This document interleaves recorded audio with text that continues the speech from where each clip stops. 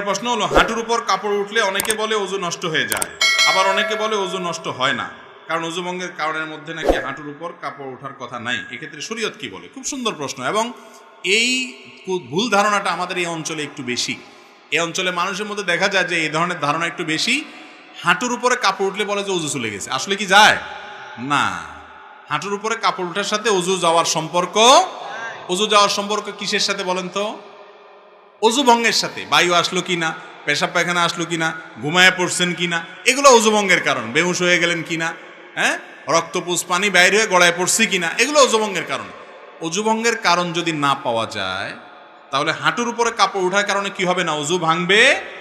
তবে যদি মানুষের সামনে, আরেকজনের সামনে হাঁটুর উপরে আপনার যার সতর যে আপনার দেখার জায়েজ নাই, ওযুখানা ওযু করতে গিয়ে এইভাবে হাঁটুর উপরে কাপড় উঠাইছেন অন্যের সামনে, ওযু না ভাঙলে কি হবে? ফরজ ভাঙে যাবে। ফরজ ভাঙা বুঝেন কি?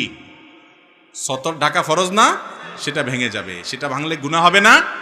এই জন্য ওইটা বড় গুনাহ হবে। ওযু ভাঙলে তেমন কোনো বিপদ হতো না, ওযু ভাঙলে আবার ওযু করতেন, অসুবিধা কি? কিন্তু গুনাহ হয়ে যাবে অন্যের সামনে। এই জন্য যাতে অন্যের সামনে হাঁটুর উপরে রান টান এগুলো দেখা না যায়, এই জন্য ওইটাকে ঢেকে ঢুকে রাখবেন। কিন্তু যদি কোনো কারণে উঠে যায়, তাতে ওযু ভাঙবে না, ওযু থাকবে।